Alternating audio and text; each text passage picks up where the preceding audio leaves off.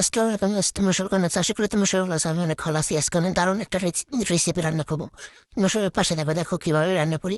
প্রথমে হচ্ছে গিয়ে গরম তেলে পিস দিয়ে দিলাম। পিসটা করা করে বেছে নেবো লাল লাল করে। এভাবে নাড়াচাড়া দিয়ে অল্প একটু পিস দিতে হবে, বেশি পিস দিলে হবে না। তো পেঁয়াজ হচ্ছে মাস্তেছে ভাজা হয়ে গেলে তারপর হচ্ছে গিয়ে পেঁয়াজ ভাজা হয়ে গেছে। এখন আদা রসুন বাটা দিয়ে দিলাম। আদা রসুন বাটাতে একটু নাড়াচাড়া দিতে হবে যাতে আদা রসুন বাটাটা একটু ভাজা ভাজা হয়ে যায়। সেভাবে নাড়তে হবে। আদা রসুন বাটাটাও ভাজা ভাজা হয়ে গেলে তারপরে দিয়ে দেবো হচ্ছে একটু জ্বালা পানি। পানিটা দেওয়ার পরে হচ্ছে একটু নাড়া দেবো, আর একটু নাড়া দেওয়ার পরে এখন হচ্ছে আবার লবণ দিলাম।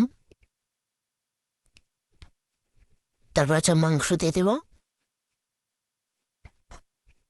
মাংস দিয়ে নাড়াচাড়া করবো ভালোভাবে। নাড়াচাড়া করে ভালোভাবে নাড়াচাড়া করতে হবে। ভালোভাবে নাড়াচাড়া না করলে জিনিসটা হচ্ছে মজা হবে না।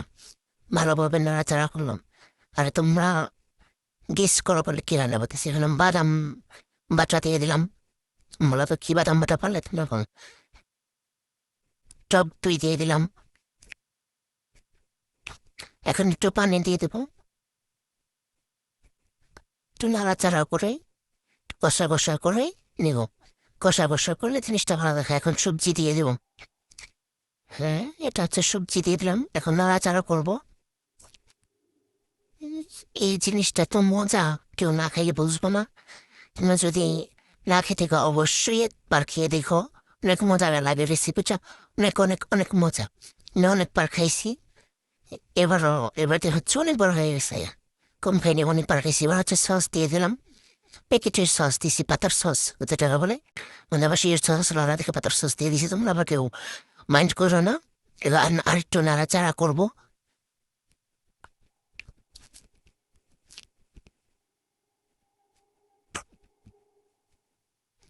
এখন হচ্ছে পানি দিয়ে দেবো। পানি একটু কম দিতে হবে, বেশি পানি দিলে হবে না। কারণ সবজিটা আগে থেকে সিদ্ধ করা সবজির মধ্যে যদি বেশি করে পানি দিই তাহলে তো হবে না, তাই না? সিদ্ধ করা থেকে কম পানি দিতে হবে। এখন দারচিনির এলাচ আগে দিতে ভুলে গেছিলাম রাইস, সেজন্য এখন দিতে হলো। এখন হচ্ছে গুঁড়া দুধের পালা। এটা হচ্ছে গুঁড়া দুধ, প্যাকেট একটা। আর এটা হচ্ছিল ময়দা।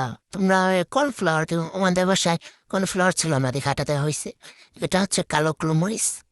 জি, এটা দেওয়ার পর এত সুন্দর একটা গ্রাম বেড়া গেছে, অনেক অনেক অনেক মজা লাগে। এটা আমি রান্না করে নেওয়ার প্রতি রান্না করেছে। কেমন হয়েছে সবাই কমেন্ট করে জানাবো। আল্লাহ হাফিজ, সবাই ভালো থাকো।